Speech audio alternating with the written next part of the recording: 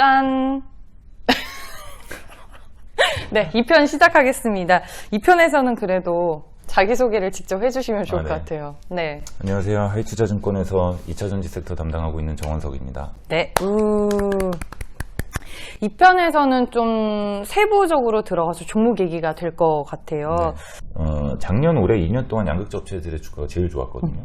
근데 내년에는 다른 소재가 조금 더 아웃퍼폼할 거다라고 언급을 했고요. 네. 그렇게 보는 이유는 지금까지는 배터리 업체들이 에너지 밀도를 높이는 데 계속 관심이 높았거든요. 에너지 밀도를 높이는 건 단순히 주행거리를 늘리는 것뿐만 아니라 배터리 가격을 떨어뜨리는 효과도 있습니다. 그래서 굉장히 중요한 부분이었는데 결국은 ROIC가 높은 소재 업체들 중에서 성장의 폭이 큰 쪽이 주가에 유리하다라고 보고 있는 거고요. 거기에서 이제 아까 앞에서도 잠깐 말씀드렸지만 지금 소재 업체들이나 배터리 셀 업체들은 2년 뒤의 실적들을 보면서 가고 있는데 네. 그럼 내년 주가는 24년의 실적의 방향이 중요할 거다라고 판단을 하는 거죠. 그래서 국내 소재별 업체들의 캐파 증가율을 한번 그려보면 네. 24년의 캐파 증가율이 전년 대비 오히려 위쪽으로 상승하는 섹터는 전지박과 전해질 쪽입니다. 네, 그래서 그쪽이 실제로 4분기부터는 그쪽이 좀 더 강하게 주가가 움직이기는 시작했고요. 그래서 그런 부분에서는 이쪽 다른 섹터를 좀 보자이고 지금 이 전지박이나 전해질 쪽은 ROIC가 높은 소재군에서 성장폭에 포커싱을 맞췄다면 또 한 축으로는 이제 실리콘 응급제를 보자라는 건데요. 23년부터 실리콘 응급제의 적용이 본격화됩니다. 그래서 1년 앞둔 내년에 시장의 관심도는 조금 더 높아지지 않을까라고 보고 있고요. 아무래도 지금까지는 주행거리, 에너지 밀도 이런 쪽으로 포커싱을 맞췄는데요. 이제는 좀 더 퀄리티를 더 높이기 위해서 실리콘 응급제를 적용하게 되면 충전 시간을 30% 정도 줄일 수 있습니다. 그리고 에너지 밀도도 추가적으로 개선을 좀 시킬 수 있고요. 그래서 이쪽 관련해서 총 3가지 업종이 양극재보다 내년에 좀 더 유리하지 않을까라고 판단합니다. 올해는 양극재였지만 내년에는 전지박, 전해질, 그리고 실리콘 응급제. 그러면 저는 이제 대표적으로 생각나는 게 전지박 쪽에서는 솔로스 첨단 소재가 있고 그 다음에 실리콘 응급제에서는 한솔케미칼. 네, 뭐 업체들이 많이 있는데요. 네. 일단 전지박 쪽에서는 일진머티리얼즈 그리고 SKC 자회사로인 SK넥실리스가 있고요. 네. 또 이제 솔루스 첨단 소재가 있는데 이것도 마찬가지로 기업 가치 측면에서는 솔루스 첨단 소재가 저는 가장 저평가되어 있다라고 봐서 솔루스 첨단 소재를 전지박의 탑픽으로 말씀드리고 있고요. 이제 실리콘 응급제 쪽에서는 저희가 흔히 알고 계시는 게 대주전자재료 그리고 한솔케미칼 이런 업체들이 있는데 저는 밸류에이션 측면에서 봤을 때는 한솔케미칼이 좀 더 유리할 수 있다라고 보는데 여기에 이제 한 가지 제가 좀 강조해서 계속 말씀을 드리는 거는 실리콘 응급제를 사용함으로써 CNT 도전제 시장이 새롭게 창출되고 있거든요. 네. 그래서 이 CNT 도전제의 나노신 소재도 같이 탑픽으로 말씀을 드리고 있습니다. 나노신 소재까지. 네. 아니 근데 올해 보니까 본업은 본업이고 2차 전지 소재 쪽으로 새로운 돌파구를 마련하는 기업들이 많이 부각이 됐어요. 네. 뭐 지금 우리가 얘기한 한솔케미칼도 있고 뭐 고려 아연도 있을 그렇죠. 뿐더러 이게 좀 하나의 변화인 거예요? 아무래도 ESG라는 방향에서 정유화학 관련된 업체들이 이쪽으로 많이 관심을 일단 두시는 것 같고요. 거기에다가 원재료 머티리얼을 좀 많이 다루던 업체들 같은 경우에는 그런 기술을 활용해서 뭐 고려아연도 리사이클 쪽으로 이제 관심을 두고 있는 거고요. 아무래도 시장이 앞으로 더 커질 거니까요. 그런 부분에서 또 국내 업체들이 기술적인 강점이 있고 또 배터리 세계사나 있는 거고요. 거기에다가 미국 시장을 국내 업체들이 먹었잖아요. 그래서 앞으로 성장성을 감안했을 때는 많은 업체들이 적극적으로 뛰어들고 있다라고 보입니다. 죽어도 2차전지 업종에서 죽는 게 낫지 않을까. 어머 죽어도 있잖아 시장 그래야지 부활할 수가 있어요. 다시 살아날 수가 있어요. 죽어도. 그래요. 그래서 2차 전지.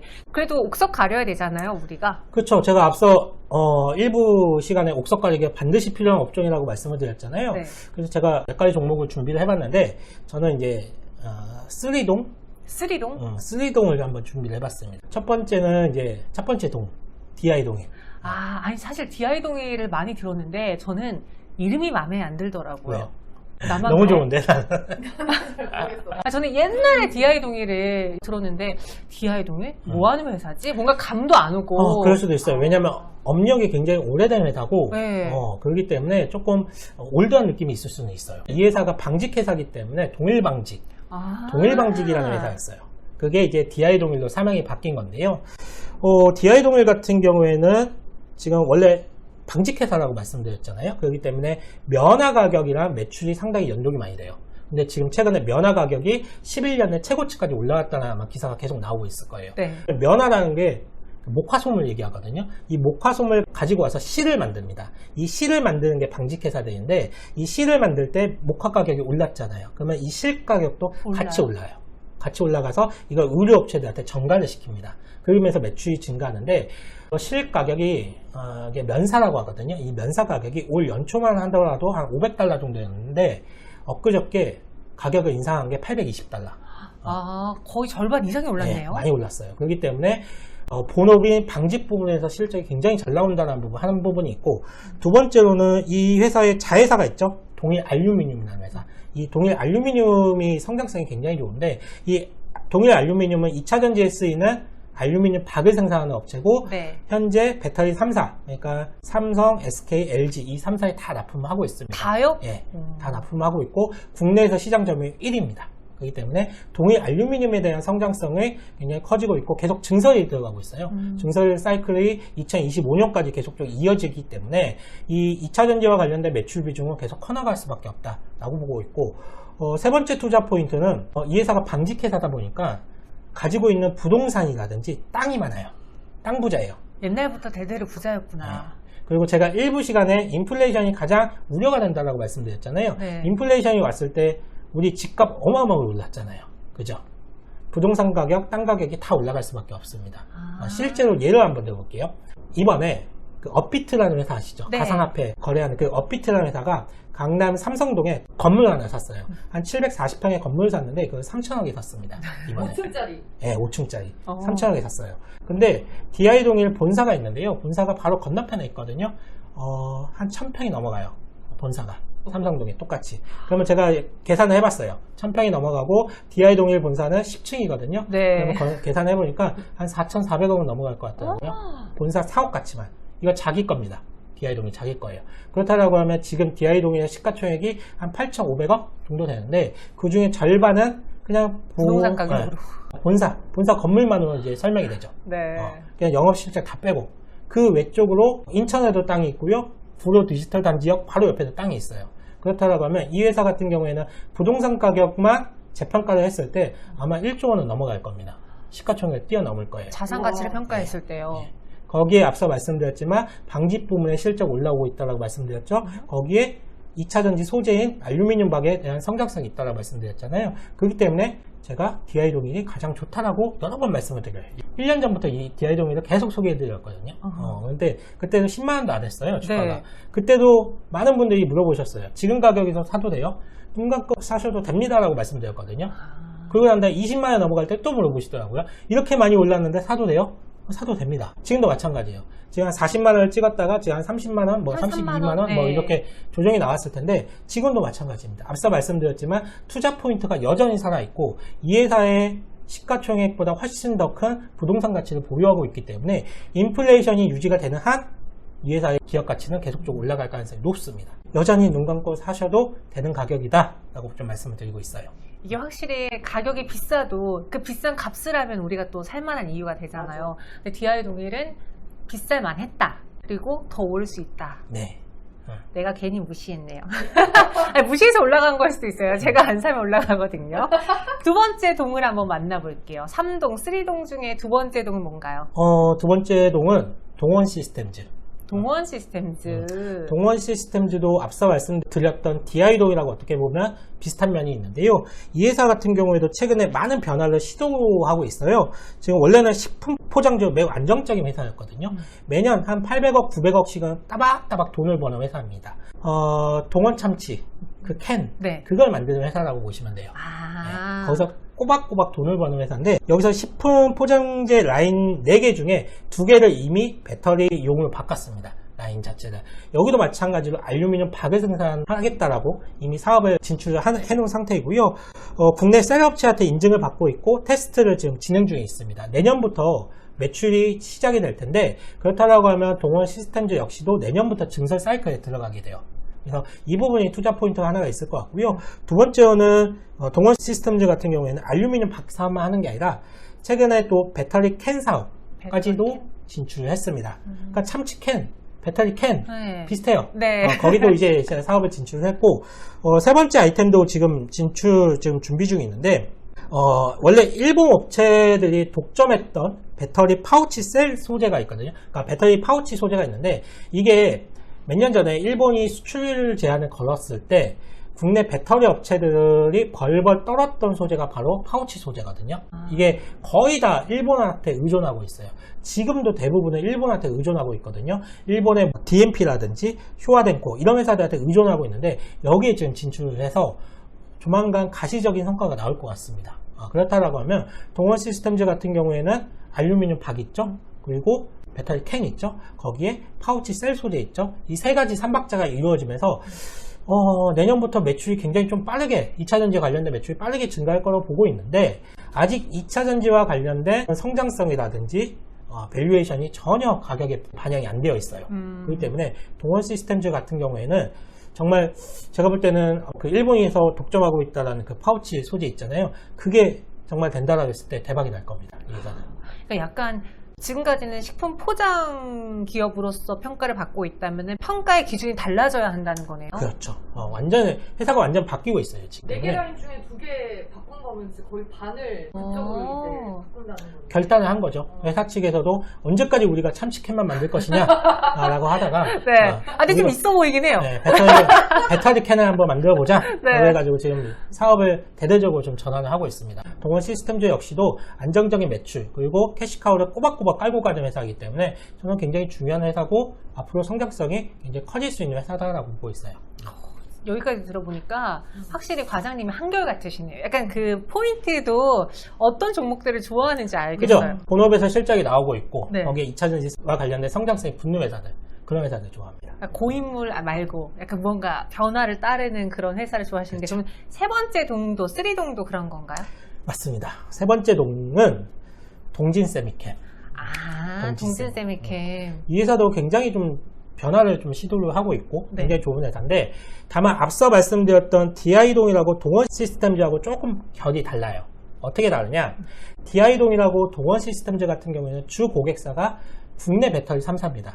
뭐 삼성, SK, LG 이런 국내 배터리 3사라고 한다라고 하면, 동진 세미캠 같은 경우에는 고객사가 스웨덴의 노스볼트예요.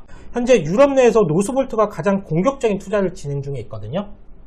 최근에 기사가 나온 걸 보니까 노스볼트가 지금 완성차 업체들로부터 수주를 받은 금액이 30조 원이 넘어간다라고 해요. 이미 받은 수주액이. 근데 노스볼트는 아직 공장이 지어지지 않았어요. 공장이 지어지지 않았는데 네. 수주만 벌써 30조 원을 받은 거예요. 뭘 믿고요? 그게 왜 그러냐면 유럽 완성차 업체들은 지금 자존심에 스크래치가 났어요. 왜냐면 자동차 하면 그 유럽의 독일 자동차들이 그렇죠. 굉장히 유명하잖아요. 네. 자존심이 굉장히 컸는데, 전기차 시대로 가게 된다고 하면 누가 봐도 갑과 을의 관계가 바뀝니다. 갑은 배터리 회사들이 가져갈 수밖에 없어요. 왜냐하면 자동차의 성능이 배터리에서 결정이 될 거기 때문에 유럽의 완성차 업체들 같은 경우에는 쉽게 갑이 말해서 못 되네요. 네, 갑이 못 되고 똥줄이 타는 거죠. 똥줄이 타기 때문에 유럽 내에 배터리 회사 하나쯤은 있어야 되겠다라고 해서 만든 회사가 노스볼트입니다. 그러면서 노스볼트한테 밀어주고 있죠, 현재는. 그렇기 때문에 노스볼트한테 30조 원이 넘는 수주 금액이 몰려들고 있고, 노스볼트는 올해 연말이면 공장이 완공이 되고요. 이제부터 시운전이 들어가게 될 거고, 동진 세미캠은 이 노스볼트한테 응급제를 공급하기로 되어 있습니다. 이미 10년 동안 장기 공급 계약이 되어 있어요. 그렇기 때문에 내년부터 동진 세미캠 같은 경우에도 2차전지와 관련 매출이 나오기 시작을 할 건데, 동진 세미캠은 지금까지 반도체 소재 회사로서 굉장히 유명했잖아요. 맞아요. 포토레지스트. 2차전지와 관련된 매출은 전혀 없었거든요. 내년부터 이제 본격적으로 나오기 시작을 할 겁니다. 어느 향으로? 노스볼트 향으로. 그렇기 때문에 없었던 매출이 나온다는 것은 동진 세미캠한테 멀티플을 올릴 수 있는 요소가 될 것 같고, 동진 세미캠은 말씀하셨지만 포토레지스트와 관련해서는 굉장히 우리나라에서 가장 앞서 있는 회사입니다. EUV 전용 포토레지스트를 개발하고 있고, 지금 제가 알기로는 삼성전자로부터 테스트가 지금 진행 중인 걸로 알고 있어요. 이게 4분기 내로 테스트 결과가 나온다라고 좀 알고 있고, 그게 양산화 직전 단계까지 수율이 올라온 걸로 알고 있거든요. 그렇다고 하면 내년부터 삼성전자 역시도 메모리, 비메모리 전 분야에 EUV 적용을 확대하려고 하고 있기 때문에, 그렇다고 하면 EUV용 포토레지스트의 쓰임새가 굉장히 중요해질 것 같아요. 거기서 가장 앞서 있는 게 동진 세미캠이기 때문에, 동진 세미캠은 포토레지스트로도 좋고, 그리고 음극재 쪽으로도 굉장히 좋기 때문에 저는 이 회사 한번 주목을 해보셨으면 좋을 것 같아요. 돈 많이 되는 거 둘 다 갖고 있네요. 질문 있어요. 근데 동진 세미캠 요즘에 왜 이렇게 가짜 뉴스가 많이 돌아요? 그러게요. 동진 세미캠은 며칠 전에 네. 삼성전자 맞아요. 이재용 부회장이 인수하라고 지시를 했다더라 그러면서 상한가까지 네, 간 적이 맞아요. 있었잖아요. 그때 또 개인 어떤 분이 엄청 많이 샀다고 뉴스가 났었는데. 그 이후에 네. 또 개인 투자자가 한 1,400억 정도를 매수를 네. 했다라는 또 소식도 들려왔죠. 일단은 가짜 뉴스는 가짜 뉴스고요. 다만 개인 투자자인 이모 씨가 한 1,400억을 매수한 거는 공시가 되어 있기 때문에 그거는 팩트인 것 같아요. 팩트인 것 같고, 뜻이 있겠죠. 저희가 모르는 뜻이 있겠죠. 이 회사에 대한. 그렇기 때문에 저는 찌라시 보고 매수했다라고는 보고 있지 않습니다. 이분도 매수하는 투자 포인트가 있다라고 보고 있고, 동진 세미캠 같은 경우에는 가짜 뉴스가 나오고는 있기는 하지만 기업의 본질적인 펀더멘탈과는 전혀 무관하다. 그리고 앞으로 동진 세미캠은 매출 성장성이 굉장히 돋보일 만한 회사다라고 좀 정리를 해드리도록 할게요. 그럼 올해 있었던 주도주가 내년에도 주도주가 된다고 하니 2차전지 이야기를 안 들어볼 수가 없겠잖아요. 최근에 좀 많이 밀렸어요. 공략해볼 만한 종목은 여전히 소재인가요? 네, 저는 2022년도까지는 소재가 좋을 것 같고, 이제 2023년도부터는 셀업체들의 성장성이 조금 나올 것 같은 게, 내년도까지는 아직 투자를 많이 해야 됩니다. 지금 보시면 올해만 해도 헝가리의 몇 조 투자, 미국의 몇 조 투자, 이런 투자 공시들이 굉장히 많은데, 이게 사실상 배터리 셀 업체 입장에서는 부담입니다. 나는 이제 성장을 해야 되는데, 성장을 하려면은 돈을 많이 투자를 해야 되는 상황, 즉 돈을 끌어모으는 시기보다는 투자를 해야 되는 시기고, 그 다음에 생각보다 아직도 영업이익이 흑자 전환이 못된 부분이 굉장히 많기 때문에, 이 부분에 있어서 아직은 소재 쪽 영업이익이 10% 정도 나올 수 있는 기업들을 우선적으로 공략해 보시는 게 좋을 것 같고, 이제 배터리 3사 같은 경우에는 분할 이슈도 있었지만 전체적으로 봤었을 때 이제 배터리 관련된 사업 분야에서 흑자 전환되는 시점이 굉장히 드라마틱하다고 볼 것 같고, 이 흑자 전환이 단순 한 기업만 되는 게 아니라 전체적으로, 예를 들어 LG 에너지 솔루션, SK온, 그 다음에 이제 삼성 SDI는 이미 흑자 전환이 되어 있는데, 이 세 기업이 동시에 턴하는 순간이 정말 걷잡을 수 없이, 폭발적으로. 네, 왜냐면은 삼성 SDI만 단독으로 가기에는 또 주가가 전체적으로 모멘텀이 부실하기 때문에 보통 경쟁을 해줘야죠. 네, 경쟁을 해야지 주가가 오르는데, 어느 정도 셋이 같이 흑자 전환이 되는 시점이 셀업체 입장에서는 한 번 정도 더 점프를 할 수 있는 구간이라고 보고, 그 전까지는 아직도 소재 업체들이 조금 더 좋을 것 같다는 말씀을 드릴 수 있을 것 같습니다. 참 그 분할 이슈만 아니었어도 지금 LG화학의 주가, 지금 SK이노베이션 주가가 아니었을 텐데, 참 개인 투자자들에게 2020년 배터리는 분할 이슈 노이즈가 그렇죠. 가장 컸던 것 같아요. 그러면은 말씀하신 것처럼 새 대표주들이 흑자 전환하면서 막 폭발적인 성장을 보여줬을 때 가장 또 수혜를 받을 수 있는 게 소재단이잖아요. 2차전지 소재 내에서 한번 내년을 책임져 줄 만한 종목을 골라볼 수 있을까요? 네. 저도 준비를 해야죠. 필사이즈 하나씩 갖고 오시는 것 제가 같더라고요. 맨날 김승환 팀장님한테 2차전지 사고 싶다고 뭐 사야 될까 맨날 여쭤봤잖아요. 네, 그래서 이제 한번 사봤던 종목이죠. 저는 이제 엔캠을 좀 긍정적으로 보고 있는데, 엔캠은 11월에 상장한 종목이고, 이제 전해질이나 전해 관련주로 엮여 있는데요. 일단은 왜 이 종목을 컨택을 했냐면은, 올해 2차전지 소재도 굉장히 이슈들이 많았습니다.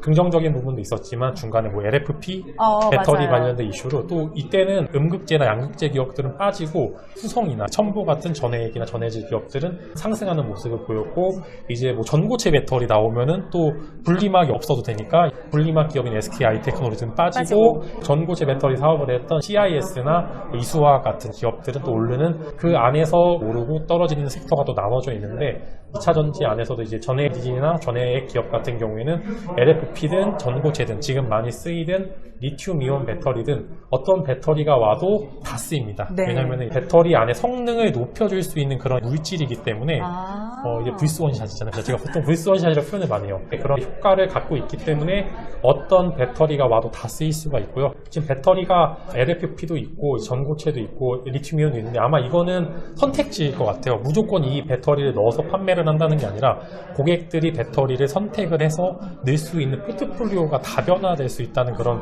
전망들이 나오고 있거든요. 예를 들어 장거리 주행을 많이 하시는 분들은 또 LFP가 안 맞을 수도 있는 거고, 화재 위험이 또 전고체 배터리는 없기 때문에 나는 화재 위험이 좀 부담스러워. 그럼 전고체 배터리라는 아마 이런 포트폴리오의 다각화가 좀 궁극적인 목적이지 않을까 싶고, 그렇기 때문에 새 업체에 다 쓰일 수 있는 기업들이 내년도에 뭐 템버거라고 많이 하죠. 이 업종에서 나올 수 있을 게 굉장히 크다고 좀 보고 있어요. 그래서 엔캠을 말씀해 주셨는데 네. 엔캠이 상장한 이후로 오보행 이슈 때문에도 네. 있고 2차 전지주가 또 최근에 밀리니까 좀 네. 많이 빠졌거든요. 걱정하지 말고 지금 매수해봐도 괜찮을까요? 제가 이제 엔캠의 증권 신고 보고서를 다 봤거든요. 700페이지 등다 봤는데 사업도 전체적으로 굉장히 좋고 지분 관계도 크게 부담이 없는 상황이기 때문에 지금은 단순히 신규 상장주에 대한 오버행 이슈가 있는 시점인데 사실 물량이 그렇게 많지는 않아요. 이제 뭐 크래프톤이나 기타 이전 SK 하이테크놀도 오버행 이슈들이 막 몇십 %의 물량보다는 정말 일부 물량. 근데 지금 뭐 전체적으로 2차 전지 업종들이 쫙 빠졌어요. 네. 왜냐면은 반도체 쇼티지가 많아서 차량 판매가 낮고 배터리도 덜 팔렸으니까 이제 그런 건데, 일단 전체적으로 지금 슬슬 매수 시점이 왔다. 전 딱 8만 원대. 8만 원대. 네, 저는 처음에 상장할 때 난 상장할 때 안 사고 나중에 8만 원 오면 사야지 이렇게 다짐을 했는데 슬슬 자리가 오고 있어요. 네, 저와 함께 하시죠. 햄버거는 아니어도 2배 정도는 또 볼 수 있는 종목 엔캠을 최선호주로 꼽아주셨습니다. 여러분들도 한번 2차 전지 엔캠 같이 한번 눈여겨보시기 바라겠고요. 오늘 김진만 팀장님 여기서 이야기해봤는데 저희가 다음번에는 네. 저희 이제 사무실, 여의도 사무실에서 제대로 담소를 나눠보면서 그때 또 술뜨기로 모셔보도록 할게요. 오늘 이 와중에 함께 해주셔서 감사해요. 백신 맞고 힘드실 텐데 어여 가세요. 네, 알겠습니다. 네, 고맙습니다. 감사합니다.